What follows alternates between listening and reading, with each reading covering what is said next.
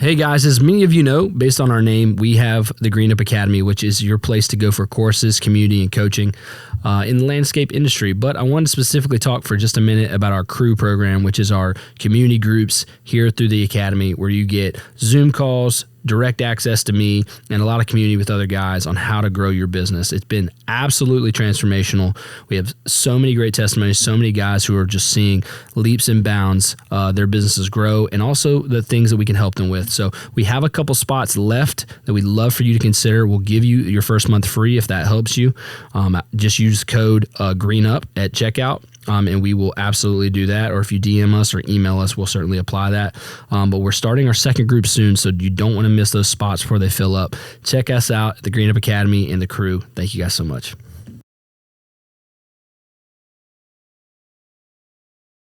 Welcome to the Green Up Academy podcast with Alex Kirby, where we focus on helping you level up your green industry business. Whether it's marketing, finance, employees, or strategy, we talk about everything on this show to help you apply it to your business and change your family and company's future for decades to come. Here's your host, Alex Kirby. All right, no more talking. We're rolling. This is awesome. Can't wait. Hey, do you know my friend Trey Lambert out there? I do, yeah. I've talked to Trey a couple times. He actually gave me a book just the other day, the E-Myth. He told me to read that up, and he said that really helped him. So yeah, I know Trey. He's one of my dear friends. Really? Yeah, he's flown out here probably. I'm in South Carolina. Uh-huh. You recording, Mac? He flew out here probably 4 times. I've flown out to him last year. One of my very, very, very good friends. Great guy. Yeah, Trey's a great guy. Well, it's so cool. Trey's cool. I need to get him back on the show to update, because Trey had he's had a good business for a long time, but it was kind of all over the place. Uh-huh. I think he would tell you that. That's why he probably told you to read the E-Myth book, because that's kind of the books that helped him, and now they're just exploding. I think they're going to get close to 2 million this year. Yeah. And they're not in a big town. I mean, they're in no. Don't tell me what that town's called. It's where that dang college is at. The one that's named after that guy. What's that town called? I think they're in Claremore, aren't they? They're in Claremore, yes. Yeah. And what's that guy's name, that school there? It's a Division II school. That college. You're asking the wrong guy. I am not sure on that. Hold on. It's going to bother me if I don't know it.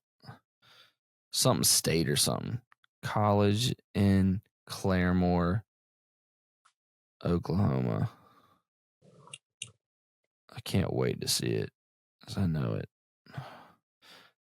No, not private schools. I said college. It's like a B or something.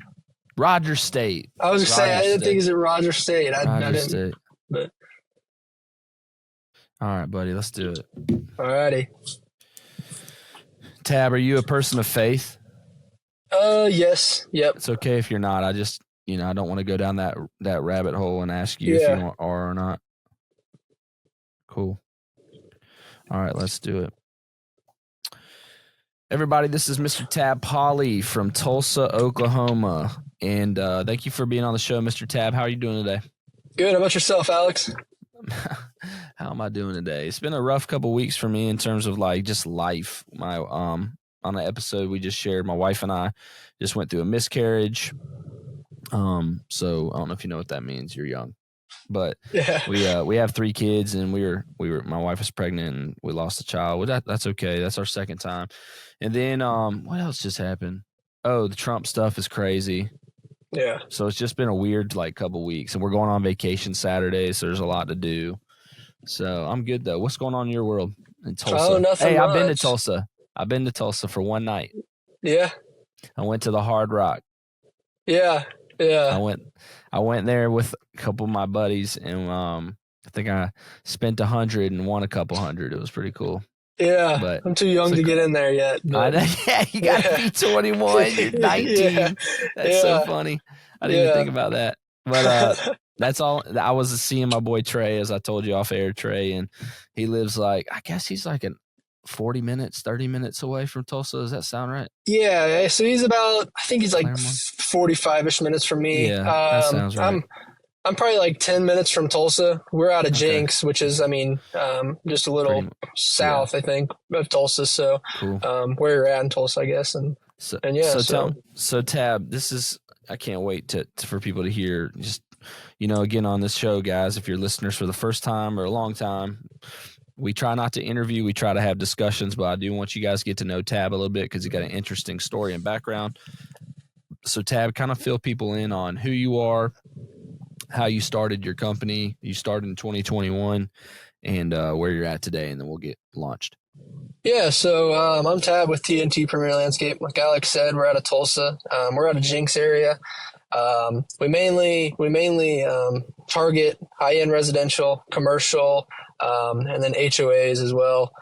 We like a lot of the mowing. I know that's kind of a discussion that people then full landscaping or something, but we like mowing. We also do a good mixture of landscaping as well. And then obviously leaf removal in the fall and everything that can kind of go on with full maintenance. The only thing we don't offer currently, is fertilization and weed control. But that is something we're looking into getting into, as early as this coming year, just so, we can still continue to provide that full service. But yeah, we started in 2021. It's me and my twin brother. We started with like a, typical push mower. Yeah. Fun. I have twin brothers. Really? Yeah. I'm not a twin, but they're twins. They're 20 months younger than me, and they're twins. That's pretty cool. So I know the twin game. They are best friends. They think the same things all the time. They look the same. It's pretty crazy.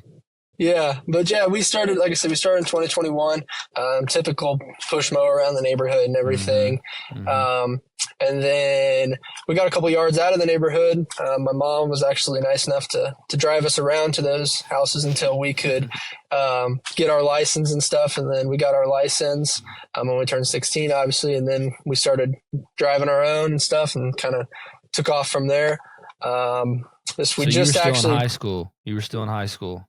Yeah, but I was just in high school just until a couple months ago when I graduated or whatever. So yeah, this is like, this coming up this coming up school year or whatever will be my first year not going in school and continue with this. So what made you decide that your brother would go to school and you would not go to school for college in the fall? I've just never really been a school person, I guess. With that. School's kind of one of those things. As I got older, I just did it just to get through and stuff. School, it had its fun times, but as I got older and stuff, it just was the same old thing. I don't feel like you really got taught anything other than anything else. But, my junior year of high school, I went to like the technical school program or whatever. Then I got my welding certificates there my junior and senior year. So I kind of did that. That kind of got me out of the classroom and stuff, and it learned a nice trait that I actually really enjoy. So for some reason, if something happens or something to me, I can always go get a job doing that. And then I guess you could say my brother is kind of the opposite. I don't know if he really enjoys school or anything, but he's a little smarter and stuff than me. Yeah. He has that mind that can just do school really well. And he's always performed really well in school. I think he can go to school and I think be done in like 2.5, 3 years or something, because he has so many college credits that he did in high school. So he'll be able to get through the college program pretty quick. And he's actually going for landscape architect and design and stuff. So cool. So it's definitely something we can use in the future for sure. What school out there offers that? He's going to OSU, Oklahoma State University. Oh, very cool. Wow. Yeah. That sounds so fun. I love the head coach there. I love Gundy. Yeah. I don't know. I think he's like a cult hero with his mullet and with his speeches. And yeah. I don't know if you heard what he said the other day. Did you hear what he said the other day? Are you a big like Oklahoma State Cowboys football fan at all? No, I'm not really like a big football fan or anything. I don't really follow that a whole lot. But you need to go listen to what he said. He was trying to defend a player who I think he must have got arrested for like a DUI or like drinking, like a public intoxication or something. And he accidentally he accidentally said, and the quote was something like this. It's a little rough, but he was like, the legal limit here is 0.08 or something. And he goes, that's only 1 or 2 beers. You know how many times I've done that? More than I can count. So like he was explaining how like body weight and height affect your blood alcohol level. So it shouldn't be judged based on how many beers you had because it's not really fair. Does that make sense what I'm saying? Yeah. So he was like, I had a beer and it didn't affect me at all. And this guy did, and he got arrested. It's like, Gundy, shut up. You sound horrible. But that's so funny. I like him a lot. I just remember, if you remember, he gave that speech one time. You probably don't. You're so young. You do not know. He go on YouTube when we're done, and he gave this awesome speech where he ripped up this some local reporter for Oklahoma State bashed a kid, and in the press conference next day, he has like the newspaper hanging up. And his famous quote, I promise, and ask any 40-year-old, don't know this Mike Gundy quote. I'm a man. I'm 40. Yep. I've heard that multiple times. Be mean to me. My dad always uses that. He always tells me about that and stuff. It's like a catchy line for dads to say. He's like, don't come after a kid. Come after me. I'm a man. I'm 40. It's so freaking funny. So good, dude. I don't know if I can't remember if he's from South Carolina or not. I think there's a connection here, but whatever the case may be. So landscape architecture, I don't know a school in South Carolina. Maybe there is one, maybe Clemson, but I don't think so, that offers that degree. So that's really cool that you and your brother at such a young age know that landscaping is what you love and what you're passionate about and what you want to do for, a career. Like, yeah. And that's what's so cool. And I hope a lot of people listening realize landscaping is a trade just like any other. I think if you've listened to the show for any type of years, I know it used to be called Down to Business and now it's the Green Up podcast, but I have said this for so long because when I first started Trifecta, my landscape company that we recently sold last year, I had a few family members who like didn't understand that it wasn't like one of those like weird side hustles. Yeah. So I had I love this family member, but this person, I'm going to not even say a gender so they don't know who it is if they listen. But they were like, oh, so like this is a real thing you're doing here. You have like people and trucks on the road. Like that was their thing. Yeah. After like 3 years of being in business, they thought it was like a cute little like, the thing where you imagine you like waking up and putting your lawnmower in the back of your truck and waving at your grandpa like, bye, Grandpa. Hopefully I come back with $100. Like one of those things. I just think it's cool that people are starting to recognize that there's a lot of skill. There's a lot of, even for mowing. I mean, the advantage that, and I'd love to hear your feedback on this, on my comment here, but I'll finish this and say, like, let's say you had a big property like the Hard Rock, somewhere that needs to look beautiful for people to want to stay there.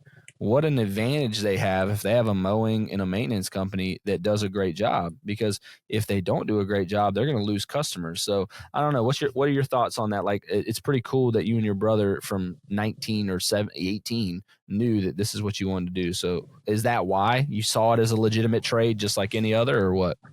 I can't say starting out we did. We kind of just started out just kind of doing, like I said, a couple of yards and just to give us something to do, make a little bit of money. And then as I kind of got older and kind of listened to more like podcast videos, talked to a couple more people, we kind of realized that there's actually potential in it.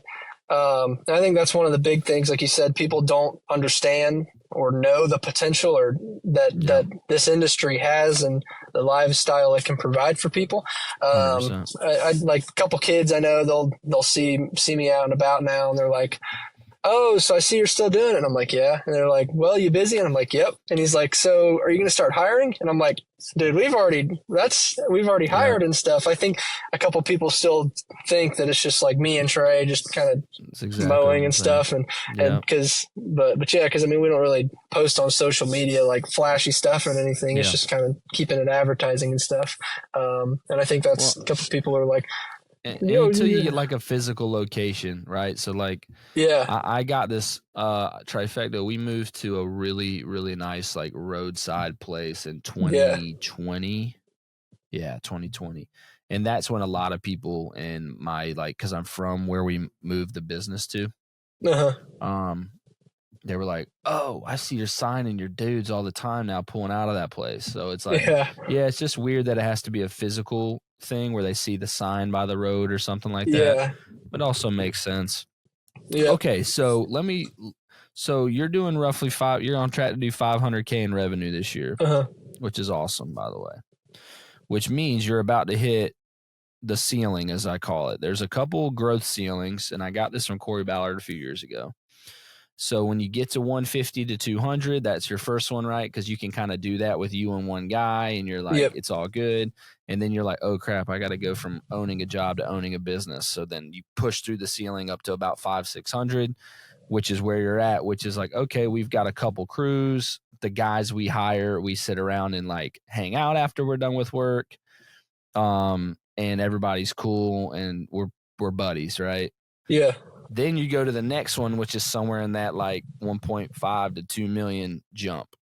And that's where you're building a company where you have team meetings and you have HR issues and you have a handbook and you have, guys wrecking stuff and you still have to get the work done. And then like paying insurance for people, whatever the case may be. How are you feeling about that next big growth stage for you guys? Have you thought a lot about it? What do you want? Do you want to grow? I think you do. Obviously, your brother's studying for school. What does all that feel like and mean to you? Yeah, we definitely want to grow to I mean, as much as we can, as much as we feel comfortable to. I know there'll probably be a point where we'll be like, all right, this is, getting a lot or something. Maybe there won't.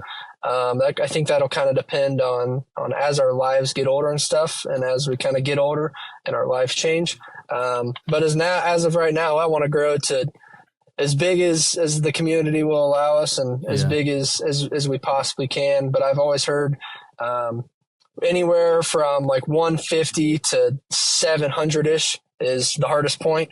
Because you'll see the numbers and stuff. You'll be like, all right, I could just go back to being a solo operator and making almost the same profits and stuff as I am now. So I know right now we're in the hard point where it doesn't look the most glorious, I guess you could say, as when you get over that hump. And then you start building the system and processes. They come easier, I guess you could say, because it's kind of copy and paste, I guess. I in a way. I know what you mean. I would say that it's hard. The hardest was $1 million we were 1.6, but we denied some work that we had for a long time. So we were, we cut probably $200,000 of revenue the year I sold because we didn't want to we moved to full service. So if you didn't do that, it was crazy. We cut a lot of work, but, it's really hard to scale from over $1 million to the next level to me. And it's because when you're at this 5, 6, 7, 800, you just do the math, right? You got a crew of 3, a crew of 2, and a crew of 2. You can do $700,000 with 7 guys. Mm-hmm. And 3 crews is not much to manage, right? I mean, you can get your hands on that every day by yourself as an owner. Like, you can, like, when I didn't hire my first manager until we got to 5 crews. So it was just me, and then we got to 5 crews and 12 guys, and then I hired a guy.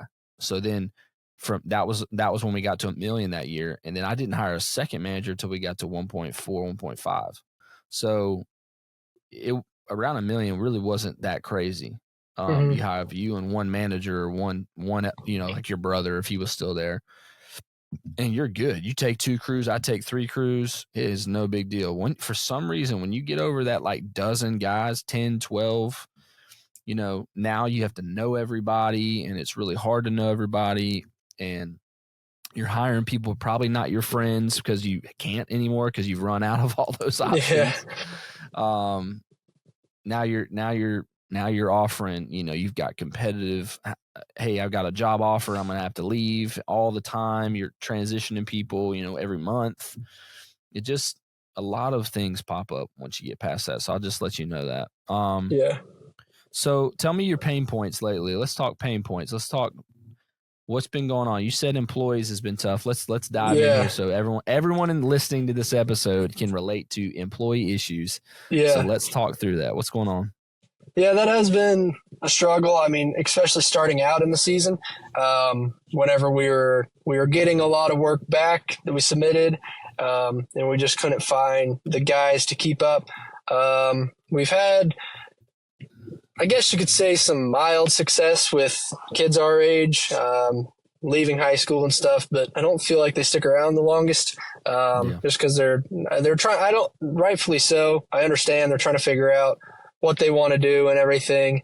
But now we've really found some awesome guys, I think are here, and they want to grow with us. One big thing is I've tried telling them as they come on, this isn't what you're going to be doing forever. You're not going to be on the mower or blowers, trimmers, mowers your whole entire time here with us. I want you to grow with us because you're with us at a young stage in our company. And that's really one of the main things is I want to provide the best working conditions, the best life I can for anyone who comes and works for us. I want to employ as many people as possible, just so I can provide that good lifestyle for them that they want. That's semi reasonable and understandable for everyone to understand and stuff. Why is that so important to you at 19 when you don't even have a family? Is that because your parents were awesome, or you read a book or you watched a movie? Like, where does that desire come from? Because most 19-year-olds I know aren't saying, I want to create the best business for my employees possible. They're thinking, I just want to get the work done and make as much money as I can. So yeah, where'd that come from, Tabb? Yeah, it didn't come from my parents, but they are awesome. I don't know. It's just like, this is it's a hard job we can do. It's hot here in Oklahoma, especially. I mean, it's hot everywhere. It's a dirty job. You're sweating every day. So I don't want them to come to work and dread coming to work. I don't want it to be just a job where they wake up in the morning and they're like, oh, I got to go to work. I want it to be where they're like, oh yeah, I get to go to work today. If that makes sense. I want to provide them with trucks with air conditioners, trucks that, you don't have issues with. You're not coming to work. You're not having to worry about, is the truck going to start today? Are we going to get on the road safe? Are the mowers going to start? Are the mowers going to break down in the middle of the road on the lawn or something? Which, that luckily we haven't had any issues so far this year with that. But we purchased a couple new mowers at the start of the year just so we didn't have to worry about that. And the trucks, they're running good and everything. So, well, that's great, man. I didn't want to say it, but before you said it all yourself, but you're only as good as your team. This isn't an individual sport here. This isn't tennis, This is football. This is baseball, right? Where the right fielder, you could have I'm going to use an analogy because the All-Star game was last night for baseball, but you can have Paul Skeens on the mound, who's the number one pitcher in the world right now, throwing 102 miles an hour. And you can think, oh, Paul's going to strike everybody out. But ninth inning, 2 outs, of course you're going to get that fly ball to right field. That guy better catch the ball.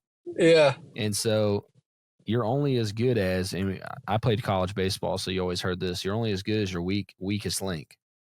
Meaning that at some point, the teammate that you didn't think you needed, or, this is just and what I'm saying is that how we do it in the landscape business. Oh, I just need a laborer. I just need a helper, right? We're just like, I don't use those words. I never, ever, by the way, I suggest you don't use those words. I use I don't think it creates a good environment or good thought process on a person's value. I wish we would stop saying those words in our industry because, especially helper, like, oh, my helper didn't show up today. What does that mean? That guy must feel like a grunt slave, just terrible. Yeah. He's just there to help for the day. Just lug your stuff around, do the stuff you don't want to do. You know, when I was mowing, the first 2 years of our company, I did everything, of course. I tried to alternate every other lawn. As long as the guy knew how to use the mower properly, hey, man, you got this one, I got that one. If he didn't feel comfortable on that lawn, I'll take it, of course. But we rotate to help each other out. I think a good crew leader does that. we had 8 crews at Trifecta, and I can't say all my crew leaders, but we used to call them mower monkeys. We don't want a guy hanging on the mower all day. And I don't know why. I don't know where that came from. There was one guy, I don't want to say his name because I ended up having to fire him because he tried to file a fake workers' comp policy thing. It was ridiculous. My only person that ever tried that, like, I got hurt at work, you need to pay me. And I'm like, there's a video of you not getting hurt at work. You didn't realize there was a camera there at the person's yard. But I think he came up with it. One day he came in. He was a pretty good crew leader for a while. He knew what he was doing. He's just a little out there. He's like, man, this guy's a mower monkey. And I'm like, what is a mower monkey? And you know how the mowers have the bars, and that's where you got to put like, he's sitting on the bars all day. I'm like, I need to make a shirt that says that. So we try not to have those at our zoo. No mower monkeys. But yeah, I mean, if you just have that team mentality, but that's the issue when you get, and that's why I'm so happy to hear you say it, Tabb. It means so much to you, as you know, if you have a team mentality to your day and not an individual mentality, then the day goes by a lot easier. I mean, who can weed eat for 8 hours a day for a week? I can't. Yeah. But I can probably do it for 3 or 4 hours. Yeah. Right. I mean, so if you just switch it up a little bit. Yep. Yeah, that's what we do. I mean, like you said, as long as they can operate the mower, I'm perfectly fine with, them hopping on it and mowing. If, like you said, if they don't feel comfortable doing one, then we'll take it over What equipment are you running? We just have the Skag V-Rides. And then we have a Hustler 72. Okay. I got one of those windstorms as well. That helps in the fall. That's cool. I love those things. Just some push mowers. Yeah, they're a beast. Do you know people here in my town, they call Skag scabbers? You ever heard that? Huh. No, I haven't. Like, oh, you got you a scabber, huh? I'm like, what does that even mean? The landscape industry, the green industry, is one for hilarious things being said. Yeah. Like, I can't. Yeah. Are you going to go to Equip? Probably. I probably will end up going. Yeah. I went last year. I suggest it. We got one spot left in our house if you need it, but that's where you hear all these hilarious things from across the country. You just hear all these guys saying these hilarious things. I'm like, man, I'm going to write them down this year. Yeah. Last year I heard so many and I didn't write them down. I'm going to carry a little like small journal and write down all the funny things I hear from Put them all on shirts. Put them all on shirts. What's wrong, Mac? We good? Yeah. Looking time. Are we good? Okay. So Tabb, tell me about your marketing stuff. I'd love to hear how you're doing in that realm. What do you do for marketing? Is it very important to what you do? Is it something you sort of do? I'd love to hear your thoughts on that. Yeah, so marketing is something, we do, but we don't do it enough, I feel like. We do the print marketing, like postcards, yard signs. All our trucks are lettered out with like the name on the side. And then we just post on Instagram and Facebook. We have a Google page or whatever, a website. Do you run Google ads or anything? I've tried running a couple. I just honestly, I don't really know a whole lot about that. I can't quite figure all that stuff out. I know there's a lot that goes into it with the keywords and everything. I've ran a couple, especially it's pretty heavy during the spring and we got some pretty good leads off those. But like I said, I don't really have the technology brain to figure all those out. I know how to, fill out the page they have on there or whatever, where you can pay for them and stuff. I just don't know all the keywords and how to set those up. But, I just asked because doing 500K without a marketing strategy that you feel great about is pretty cool. A lot of guys can't say that they could do that. So what was your secret sauce? Is it because you're from your town and you knew a lot of people? What you were talking about to me, you guys a lot of HOAs. Where are you getting those HOA leads? Yeah, so it's really just kind of talking to a lot of people, kind of getting to know people, like talking to our current customers, and they provide us with those connections, those leads, on how to get into them. And I talk to a lot of the companies around town, so that helps out too. Like, say one company can't take something on, they give me a call or something. They're like, hey, this is what we got, blah, blah, blah, blah. You want it? And I was like, sure. They give me the contact information, and we reach out to them, and then we submit our bid and kind of go from there. It's really kind of been just talking to a lot of people. We actually do like quite a bit of the city of Jinx, like roadsides and stuff. And kind of some of their parks. And that kind of came from, we saw a guy mowing on the side of the road who does those roadsides. This was probably 3 years back. And he had his mower down in the ditch off this really pretty steep bridge, I guess. And me and my brother were driving by.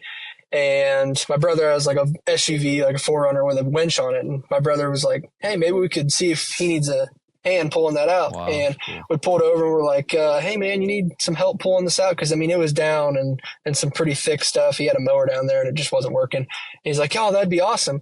And then after that, we started talking to him, and he's an older gentleman. So he was like, hey, I need some help possibly this year. This was in 2021. So kind of right around when we started. So me and Trey, we went out there for like I think like one time a week, and we'd help him mow. And then that following year, he's like, hey guys, do you want some contracts? I can get you in contact with, who my contact is. And then he gave us that contact. And then from now I think we do about 10 to 12 properties, which that equals to about 100-ish acres, give or take, a week, just from those city properties and the roadsides and parks and whatnot. Awesome. So definitely just like talking to people, I feel like has been one of our big things, just kind of, seeing if anybody needs any help, talking to other companies.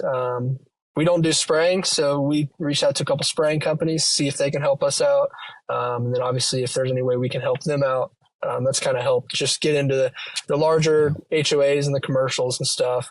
And then we did run some networking. Yeah. To make a long answer, or make a short answer really long.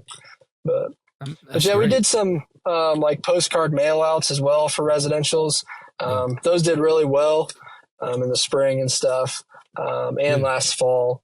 So awesome, dude. It's again, at 19 years old, even be thinking and talking about this stuff is incredible. I mean, I didn't start my company until I was 24, and I didn't know nearly what you're talking about when I started. I mean, it took me at least 12 months to like get my grips on myself. What CRM do you use? Right now we use Yardbook. Okay. We're looking to switch into a different software, and possibly this winter, just for the other aspects of the softwares I know that are out there. I know a couple of them have some budgeting tools and stuff, some more advanced things that could really help us out. But right now we just use Yardbook just for the invoicing and stuff, for the estimates. I'm surprised that Yardbook hasn't, they don't have job costing. Is that what you're saying? I don't think they do. They might. I honestly haven't looked around into it a whole lot. I just do all that sort of stuff kind of on my own, not really through a software or anything, just kind of on my own and stuff. But I think, like I said, this winter we're going to switch into a different one who has all those features built in. I'm not sure exactly which one. I haven't looked at them a whole lot. Well, there's a lot of good ones. There's a couple, I don't want to say them, but they're for the massive companies that do, really fit maintenance companies, or smaller, less than 3 million, 4 million. Obviously Jobber, we're big fans of. I ran my company on Jobber, and they've got a couple really cool new features. We're actually going to do here a little video on that soon. But I was just asking because CRM, as you grow, guys, it becomes so important that the CRM be so user friendly for them, because they're not software guys like us. They're not on the computer for 3 hours a day. They need it to be, I need to be able to take a picture, upload it, check it off, and not be frustrated by the thing on my phone that I don't even want to be using. You know what I mean? Yeah. So that's cool, man. Yardbook, it's like only on the computer and stuff. So I'd love one that has like an app on the phone. Wow. Yeah, it doesn't even have an app. Well, I mean, you can go to like Safari or whatever and do it there, but it doesn't have like a physical app. So wow, that's no bueno. So Tabb, I don't want to take much more of your time, buddy. I know you're about to go out there and grind and stuff, but been super good to talk to you. I want to ask you one more question. What would you say is the thing that motivates you every day to go out there and motivates with a MOW, by the way, motivates you to keep going? What are you working towards? What are your goals, your aspirations, your dreams, your all that? Yeah, I mean, I think it comes back to what I was saying earlier about employees and stuff, and being able to provide, like I said, as many jobs as I can into the community for people who are looking to grow. And also, I mean, once we do that, it'll obviously help us grow and stuff, and it'll grow my personal life. And so I think as I get older and stuff, I'll kind of figure out how far I want to go. But what motivates me each morning is just to be able to get up, do something I obviously love, and make some money doing it, and being able to help others as well, achieve more in their life as well. Man, Tabb, love that, buddy. It's all about others, man. If you there's a phrase that I'm in a BNI group. If you've heard of BNI, it's a really cool referral group, but there's a phrase we say givers gain, meaning if you're a giver, you always gain. It just always comes back to you. The Bible tells us you reap what you sow, same concept. And that sounds like the mindset you have, man. Thank you so much, Tabb, for coming on today. I know you got to go out there and do some work, so we're going to let you guys go. Tabb, how can people find you on social media, buddy, if they want to connect with you via email or social media? Yeah, we're on Instagram, Facebook, TikTok, just TNT Premier Landscape. Our website's TNT Premier Landscape as well, so you can find us pretty much anywhere. Awesome, Tabb. Well, thank you so much, Tabb, for being on this episode of the Green Up Academy podcast. We help lawn and landscape pros level up their green industry businesses one day at a time. Thanks, Tabb. You bet. Bye-bye.